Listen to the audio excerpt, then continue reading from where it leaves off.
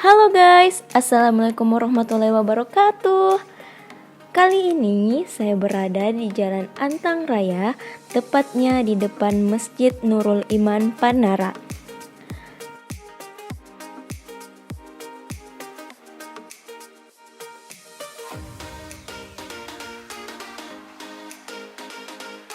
Sebelum masuk, kita diwajibkan mematuhi protokol kesehatan dengan memakai hand sanitizer dan memakai masker.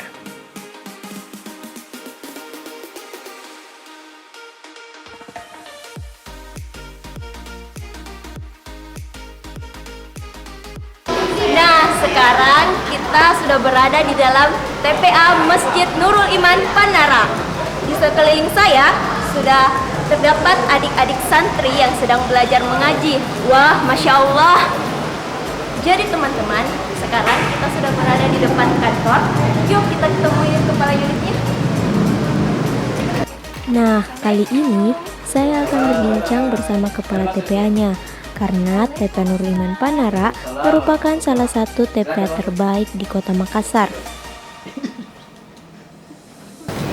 Sekarang saya sudah bersama Kepala Unit TPA Nurul Iman Panara dengan Ustadz siapa? Ustadz Ridwan. Ustadz Ridwan. Wah, Masya Allah. Begini Ustadz, kami dari tim BKPRMI Makassar ingin berbincang-bincang sedikit mengenai TPA Nurul Iman Panara.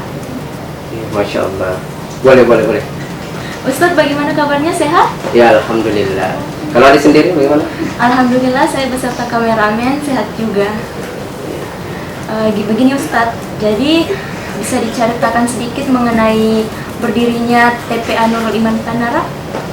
Kalau berdirinya TPA Masjid Nurul Iman Panara ini berawal di awal tahun 90-an. Ketika itu remaja masjid mencoba untuk membuat kelompok mengaji di masjid. Cuman secara resmi TPA itu terdaftar di BKPRMI di tahun 94 yang diketuai langsung oleh almarhum saudara kita Insar Siki sampai tahun 2008. Nah, setelah itu kepemimpinan itu beralih kepada kami sampai hari ini. Gitu ya Ustadz. Kalau boleh tahu nih Ustadz, jumlah santri dan jumlah pengajar di TPA ini tuh ada berapa ya? Kalau jumlah santri yang terdaftar di bagian sekretariat itu 162 santri. Kemudian kalau jumlah pengajar itu sekitar 41 orang. Wah, banyak ya Ustadz. Ya, Alhamdulillah. Nah Ustadz, sekarang kan lagi pandemi. Bagaimana TPA Nurul Iman Panara menyikapi adanya COVID-19 ini? Iya, awal-awalnya dari kegelisahan orang tua santri, takutnya banyak adik-adik santri yang kena COVID, sehingga dengan berat hati melalui rapat orang tua santri dengan pembina kita putuskan untuk meliburkan sementara waktu pelaksanaan proses belajar tatap muka di TPA kita ini, ya kurang lebih 1 bulan lebih. Ya, 1 bulan lebih kegiatan proses belajar mengajar di TPA kita ini kita liburkan. Jadi 1 bulan itu diliburkan, tapi adakah proses belajar mengajar di rumah? Ya, tetap ada proses belajar mengajar di rumah, tetap dipandu teman-teman dari ustaz-ustazanya untuk bagaimana melihat adik-adik santri belajar di rumahnya melalui daring. Ya, daring. Ya, terus Ustadz, kalau kan sekarang sudah mengaji kembali ya, sudah aktif kembali, itu kapan aktif kembali? Ya, aktif kembali baru sekitar setelah Idul Adha.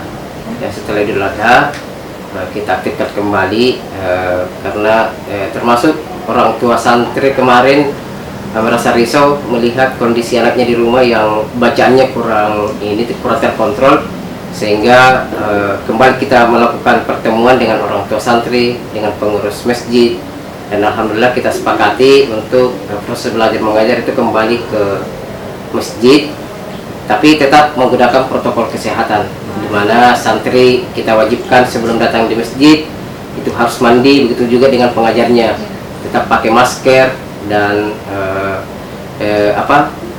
tetap menjaga jarak pada saat proses belajar mengajar. Nah Ustadz, saya dengar-dengar TPA Nurul Iman Panara ini meraih prestasi di Sekota Makassar ya Ustaz? Ya, alhamdulillah di tahun kemarin, 2 tahun yang lalu, TPA kami berhasil meraih juara 2 TPA terbaik Sekota Makassar. Begitu pula dengan POS, ya, Persatuan Orang Tua Santri juga meraih juara 2 terbaik. Kemudian di tahun kemarin kami masuk di nominasi TPA terbaik, kemudian POS masuk sebagai juara 1 manajemen pengelolaan manajemen terbaik Sekota Makassar. Terus Ustadz, ini juga kalau santri-santrinya juga dikenal sebagai banyak meraih prestasi.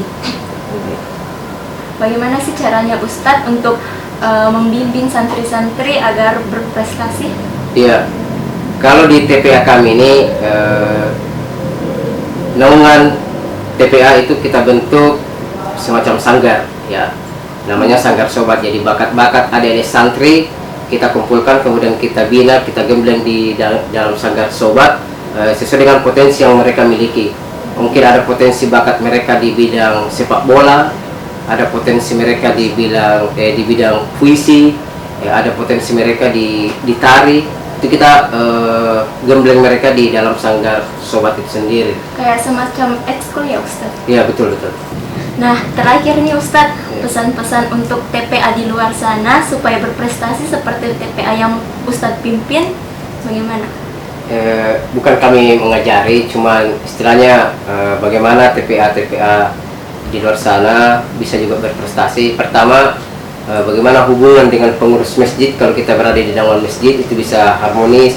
Kemudian dukungan dari orang tua santri juga harus kita bangun, supaya apa, setiap program-program yang kita tawarkan ke adik-adik santri tidak mendapatkan halangan dan rintangan. Itu seperti itu. Seperti itu. Wah, bagus sekali ya pesan-pesan dari Ustadz Ridwan.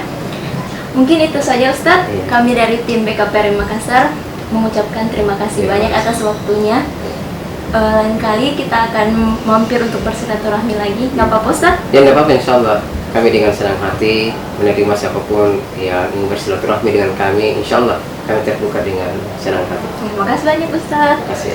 Nah, itu tadi bincang-bincang kita bersama Ustadz Ridwan. Wah, seru sekali ya. Jangan lupa like, comment, and subscribe, dan nantikan TPA-TPA selanjutnya. Bye-bye. Wassalamualaikum warahmatullahi wabarakatuh.